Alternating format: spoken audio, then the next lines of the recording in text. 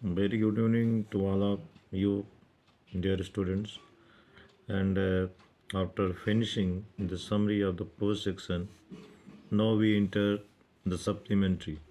Here, in this sequence, now we turn to lesson number first, the third level. The third level, you know that a kind of fantasy. Whatever we think a different, whatever we imagine, something like that we imagine about the past.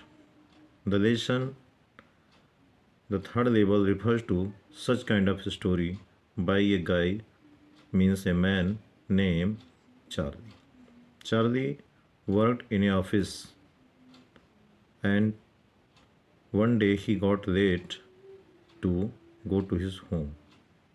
Hence he thought to pass a subway, a shortcut to reach his home early. While doing this, he passed through a tunnel which was unknown to him, and crossing the tunnel, he reached a level which was unknown to him, where the things were old looking, the people were old looking, and there were the wooden uh, chambers, windows, and finally he called it the third level. And all this happened at Newark railway station in the Grand Central building where he worked. When Charlie told his psychiatric friend Sam Banner about this, then Sam Banner told Charlie that it was his baking dream, his wish fulfillment, and a refuge from reality because the modern world is full of fear, doubt, uncertainty, anxiety, war, and insecurity.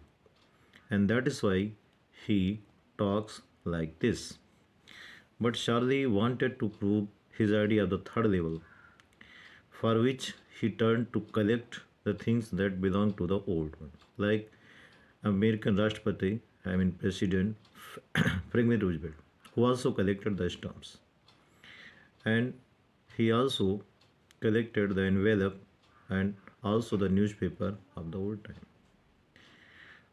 Meanwhile, he thought of all this, he decided to go to Gettysburg, the place which was considered a peaceful one.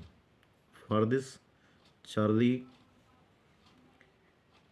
went to coin dealer to exchange his new and the current currency to the old ones, as he wanted to go Gettysburg in the past century in 1894. So for this reason, he collected the old style bills, and when he visited the counter and asked the booking clerk to give him the ticket, paying the money, then the booking clerk told him that the money that he gave was not a real one and it was a fraud. At this, Charlie realized the situation and turned back on his feet from there, as he knew that it was a kind of thing to go to jail. Hence, he departed his home. And after that, he was lost in such kind of ideas. Meanwhile, he found one envelope which was of the past time, but it was not like the other.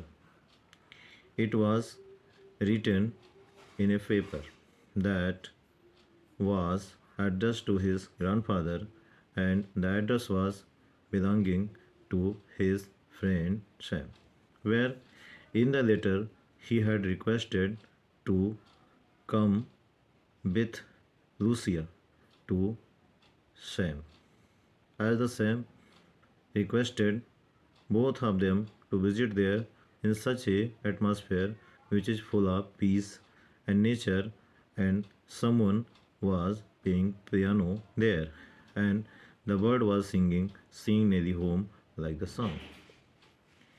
And it was a kind of fantasy that Charlie realized at the New York railway station Grand Central building, where he found such kind of happening, whether it was real or जब लिफाफे को उसने खोला तो उसमें कुछ यूँ लिखा था। उसके मित्र ने उस लिफाफे पर उसके दादाजी का पता लिखा था और उसमें उसने अनुरोध किया था चार्ली से कि चार्ली अपनी पत्नी लूसिया सहित वहाँ पर चली जाए, जिसे गैल्सबर्ग कहा गया, जहाँ पर तीसरा तल है। प्राकृतिक वातावरण अत्यधिक शांत, जहाँ पर उसका मित्र सैम अपना पुराना अनाज और भूसे का व्यापार कर रहा था, जहाँ पर अब भी कोई सिंग नेली होम नामक गीत गा रहा था, कोई पियानो बजा रहा था। सुकून के पल थे, शांति के पल थे, और वहाँ पर इतना ज़्यादा अशांति नहीं थी।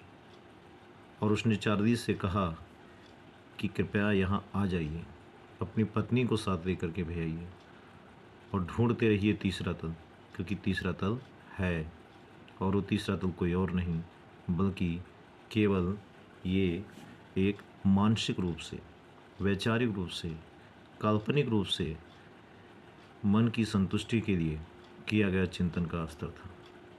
इस जीवन की वो स्टेज है जिसको हम कभी कभी ट्रांजिशन मान लेते हैं, एक जगह से दूसरी जगह पे पहुंच जाते हैं, और वास्तविकता में हम जीवन में कल्पनाओं को और वास्तविकताओं को जोड़ करके ही सामंजस्य बना करके चलते हैं। कभी कभी वास्तविक दुनिया से जब हम पूरी तरह से ऊब जाते हैं तो ये कल्पनाओं का दौर होता है, जहाँ पर हम चिंतन करके ही सही अपने आप को सुकून दे देते हैं। ये पाठ वास्तव में मनोरंजन हास्य से परिपूर्ण है, लेकिन एक दार्शनिक पक्ष भी छोड़ के चला जाता है, जहाँ पर हमारा तो देखा कि तीसरे तल पर उसे चीज़ें बिल्कुल अजीब दिखीं और इसी को उसने तीसरा तल कह दिया। और जब उसने इसका जिक्र अपने मनोचिकित्सक मित्र से किया तो उसने कहा, ये आपका एक जागता हुआ सपना, आपकी इच्छा पूर्ति, क्योंकि आप वास्तविकता की दुनिया से भागना चाहते हो। जैसा कि आजकल की जो दुनिया है वो भय से, तनाव से, चिंता से, असुरक्षा से और युद्ध से भरी हुई है। इसीलिए वो तंग आकर के इन सब से दूर भागना चाहता है। जब भी चार्ली तीसरे तल की बात करता, उसकी जो पत्नी लूसिया है उसे बहुत ही बेचैनी होती, बहुत ही दुखी होती, क्योंकि उसे ये डर था कि कहीं चार्ली उस परिवार को छोड़ करके, उस सारी जिम्मेदारी को छोड़ करके अलग न चला जाए। उसे लगता था कि ये चार्ली का एक पागलपन है और वो तीसरा तल ढूंढना बंद करे। लेकिन चार्ली कहाँ मानने वाला था। वो तो सिद्ध करना चाहता था कि तीसरा तल है। इसके लिए वो पुरानी चीज़ों का संग्रह करने लगा, लिफाफों को इकट्ठा करने लगा, डाक टिकट को इकट्ठा करने लगा, पुराने समय के समाचार पत्रों को इकट्ठा करने लगा। और तो और वो उस जगह पे जाने लगा जहाँ पर उसे ऐसा लगा कि ये पुराने चलन का रेलवे ट्रैक है, पुराने चलन के लोकोमोटिव डीजल इंजन है। इन सारी चीज़ों को साबित करने के लिए वो पूरी तरह से आलादे था। आखिरकार उसको द वर्ल्ड नामक एक पुराना समाचार पत्र मिल गया, जिसके पेज उसको लाइब्रेरी में भी मिले, और उसने इस चीज़ को सिद्ध करने की कोशिश की कि तीसरा तल है। तभी क्या हुआ कि उसे कुछ पुराने लिफाफे मिल गए। उन लिफाफों में ढूंढते ढूंढते उसे एक ऐसा लिफाफा मिल गया जो अंदर से खाली। थर्ड लेवल, तीसरा तल, एक फैंटेसी, एक कल्पना जो हर किसी के मन में होती है। ऐसे ही एक कल्पना चार्ली नामक व्यक्ति के अंदर आई जब उसने ग्रांड सेंट्रल स्टेशन में तीसरे तल का अनुभव किया। एक समय, यूँ कह लीजिए एक रात, जब वो कार्य करके ऑफिस से देर में घर के लिए निकला तो उसे जाने की जल्दी थी।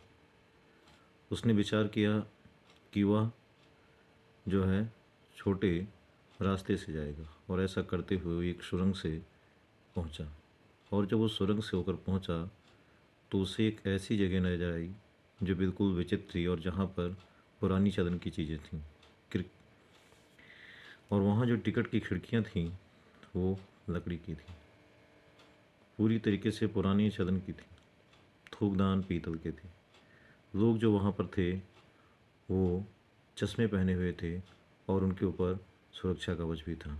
जिन लोगों को वहाँ पर उसने देखा वो लंबे कद के थे, ढीले कपड़ों में थे, मूँछें बड़ी थीं और दाढ़ियाँ भी बड़ी बड़ी थीं। महिलाएं भी लूज वस्त्रों में थीं और सब कुछ 19वीं शताब्दी जैसा था।